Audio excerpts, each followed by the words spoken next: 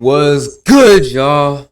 Welcome back to another reaction video. I'm gonna tell you straight up, I do not want to do this. But y'all been requesting it for a while, so I'm gonna be reacting to 4 disturbing true scary stories animated. Now, probably asking, why are you scared? Or why don't you want to react to it? Bro, I can't with scary stuff, bro. Like I don't know, because when I was a kid, I used to love like scary things. Like it used to like entertain me, like interest me and stuff. But like now, I don't know, because like I feel like the more I got older, like the more like I look at it like logically, like damn, like this could really happen, you know? Especially when it comes to like the true ones, like knowing that it is like it actually happened and it can actually happen again and probably still happens around the real world. Oh my gosh, like it scares me, like it gives me chills, man. That's why I didn't. I don't like reacting to scary stuff. But I'm gonna do this for you guys. So anyway, check it out. This happened a few Whoa, hold months on. ago. That moved a I little don't. too fast. What did that say? The day my sister drove out sleepy. This happened a few months ago. I don't remember the exact date, but it was January. This took place in the Philippines. My mother was the one who told me this story because I was completely unaware of it when my sister refused to talk about it. So my mom told me instead. My sister is 19 years old, and she's quite short for her age. She's a college student, but she also works part-time at McDonald's, which is about 20 minutes away from our house, or 30 minutes with traffic. This happened on a Sunday night, around 10 p.m. It was the end of her shift. She cleaned up what she could and said goodbye to her coworkers before heading out. Her car was parked near the exit. My parents had bought her a car the year before for her 18th birthday because they were worried about her. She's a working student, and with all the reports of kidnappings and murders in the Philippines, they didn't want her commuting late at night. That night, she was exhausted. She had been dozing off during her shift and just wanted to get home and rest. But the moment she got into her car, she smelled something foul. Something really foul. She described it as smelling like a homeless person had taken a dump inside. She immediately turned on the AC to clear the smell, and it worked. But something felt off. Her car was always clean, and it even had a cover. There was no reason it should smell like that. Still, she brushed it off. She was too tired to think about it. All she wanted was to go home. While driving, she kept drifting in and out of sleep. There was no traffic, which made it even more dangerous. So she decided to connect her phone to the car and play music, just to stay awake. But it didn't help. At some point, she dozed off again. Whoa, who's in the back? It happened. She lost control of the car and crashed. Oh! When she regained awareness, everything was upside down. Her car had flipped. She couldn't feel anything, either from her injuries or from the shock. She was having a full-blown panic attack.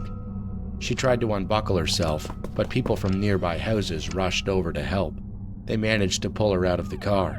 An ambulance arrived shortly after and took her to the hospital. And then she lost consciousness. She woke up around 2 a.m. My parents were sitting beside her bed. That's her? There was also a police officer in the room. He had helped her at the scene, and now he was there to ask her a few questions. Does she have a mustache?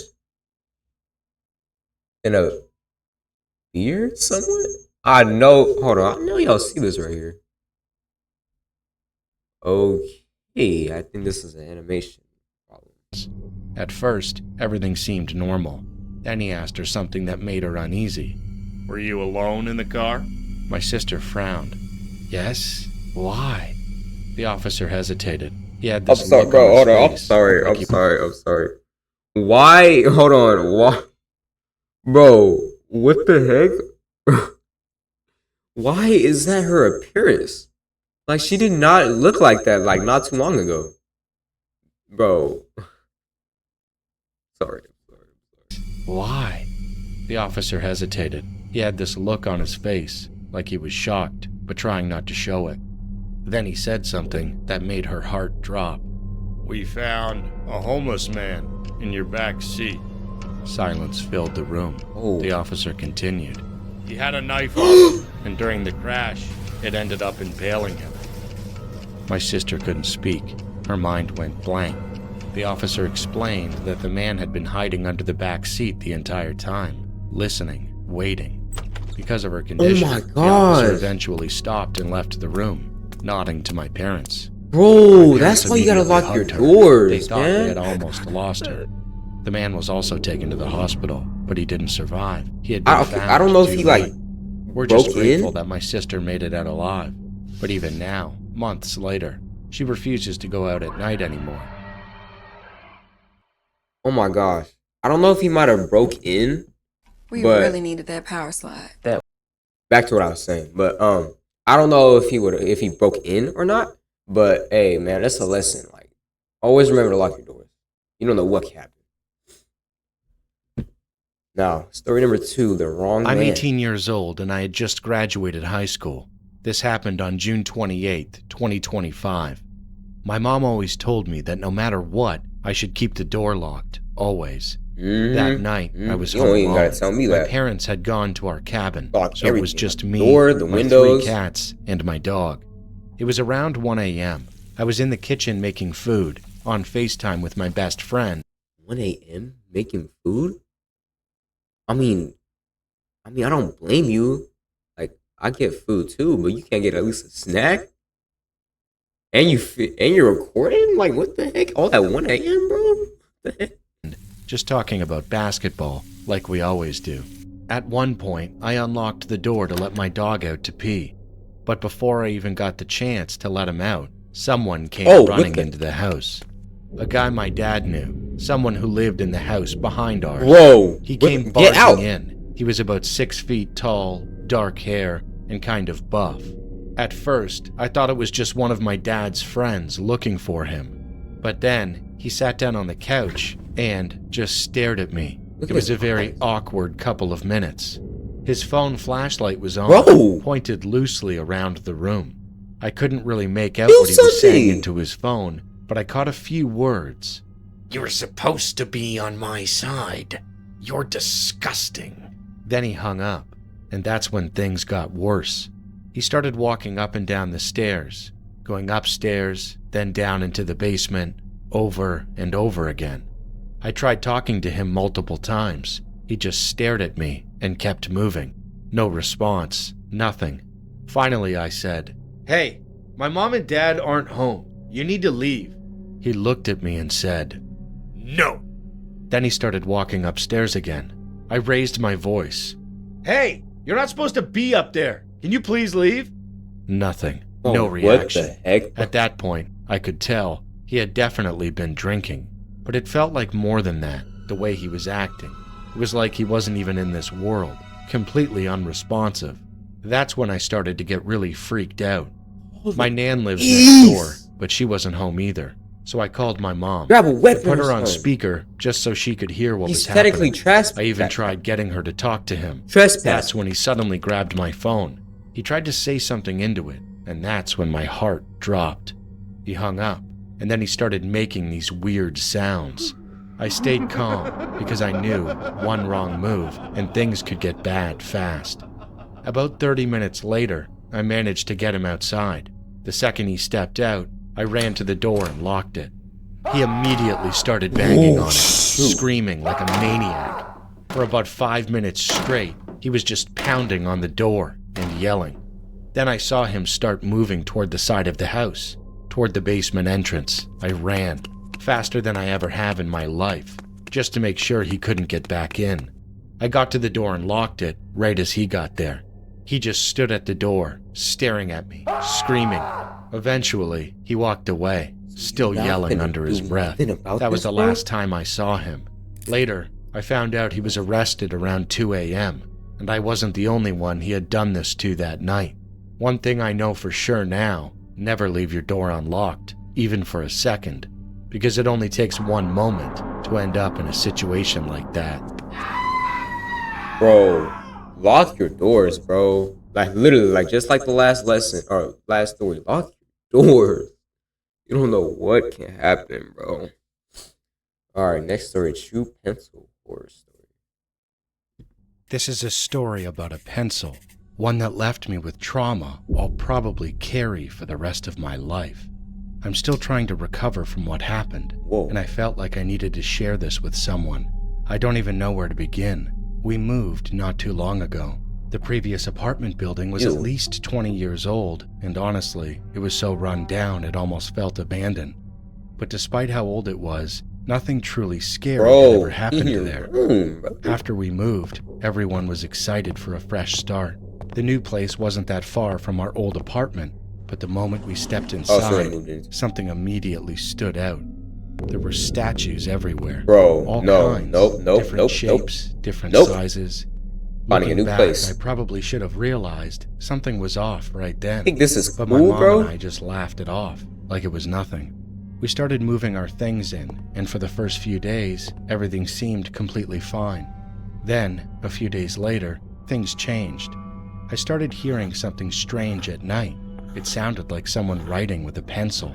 At first, I couldn't tell where it was coming from, whether it was my parents' room or the apartment below us.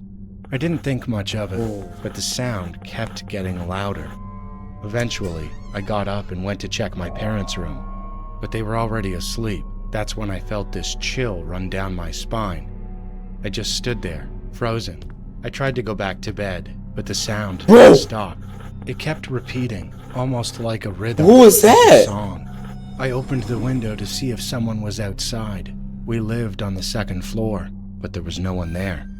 I remember whispering to myself, Bro, where hold the on, hell bro. is I gotta pause this real quick. I don't know why, but my eyes are watering, bro. This is creepy as heck, bro. That's why I can't do these type of videos, man. I'm doing this for you guys, bro. Holy. that coming from? Eventually, I tried to ignore it and forced myself to sleep. I'm not crying, by the But way. even after several days, the same sound kept coming back, so I finally told my parents. They contacted the landlord, and what he told us made my blood run This dude's cold. playing tennis. He said that no one had lived in that apartment since an incident where a young girl was killed after her mother stabbed her in the eye with a pencil. What? I couldn't believe what I was hearing. We moved out not long after that, but I know I'll never forget what happened there. So, oh my gosh, bro. So basically, it was like a ghost or something? So, like, the ghost of that dead girl, like, she was using that pencil? Bro, that is creepy, bro.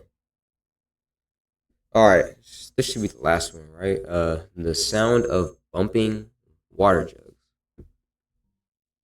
This happened last month. I couldn't remember the exact date, but I'm sure it was recent, around the time we had no classes, so I was usually at home. For context, I'm a this is a guy 14-year-old girl, narrating girl, about huh? 5'1" in height, turning 15 years old this year. I live in a secluded place, with no more than around 2,000 people. It's usually very quiet, so I never expected something like this to happen. There are 5 people in my family, not including my niece and my brother-in-law. There's my mom, my dad, and my 2 older sisters. As I mentioned, I have a niece, my older sister's daughter, and her boyfriend also lives with us. My older sister is also 6 months pregnant with my second niece. Now on to the story. This happened the day my oldest sister got home from college, since she had just finished her semester and was taking a break due to her pregnancy. It all happened at our house. Our house is really small. We have a little patio in front before you enter the main house. When you walk in, you immediately see the living area, where everything is kind of placed together, the TV and drawers all next to each other. Next to the TV is my oldest sister's room. Beside that is my other sister's room. And right next to that is my room, which is closest to the main door and has a window facing the patio. That night was Well, like that's any creepy, other. bro. My mom and dad weren't home at the time. I don't remember why. So it was just me, my sisters, my brother-in-law, and my niece at home. As usual, around 10 p.m., everyone turned off the lights and went to bed. I have severe You don't have, like, insomnia, a curtain? so I usually Like, I don't swear, sleep I until can't around look out 3 or windows, 4 bro. a.m. That night, I was just doing my usual thing, either playing Roblox or watching something. Around 2 a.m., I heard something outside. I forgot to mention that right beside our house, we have a billiards table, and that's where we keep the gallons of water we sell. I heard the gallons bumping into each other. At first, I assumed it was just my dogs, or maybe the puppies. Then, I heard something else. It sounded like the small door on the patio slowly opening. That didn't make sense, because I was sure I had locked it. I didn't know if I should look or not, but since my window faced the patio, I decided to take a quick peek. That's when my blood ran cold. There was someone outside, trying to pick the lock on our main door. I was terrified. I quietly stepped out of my room, since it was right beside the door, and went to knock on my sister's door to wake up my brother-in-law. He's a big guy, around 6 foot and well built. When he opened the door, I told him someone was trying to break in. At first, he didn't believe me, so I told him to look through my window. When he did, he saw it. He immediately told me to get my sister to call the police. Then he went to the kitchen and grabbed my dad's machete. He was ready to fight, but he didn't open the door. Instead, he stood to the side of it, positioning himself where the door would swing open, hiding from whoever was outside. By this point, my sister had already called the police. They said it would take around 20 minutes to get to us, since we lived in such a secluded area. Okay, that My makes brother-in-law told me to stay in the room with my sister. Then, it happened. The man finally picked the lock and slowly opened the door. The moment he stepped inside, my brother-in-law tackled him to the ground. While he pinned him down, me and my sisters ran out to see what was happening. We turned on the lights and saw a man we didn't recognize. Not long after that, the police arrived and took him away. My parents came home shortly after.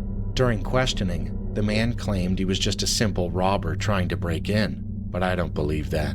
There were plenty of other houses nearby that would have been easier targets. So why choose ours? Let's just say he's now serving time in prison, and I hope he never gets out. Bro, that fucking scared me, bro. Oh my gosh, that scared the hell out of me. Like, bro, I want to be done with these, bro. But anyway, thanks for tuning in. So if you want to see more vids, leave a like and comment down below what else you want to see. Further ado, peace.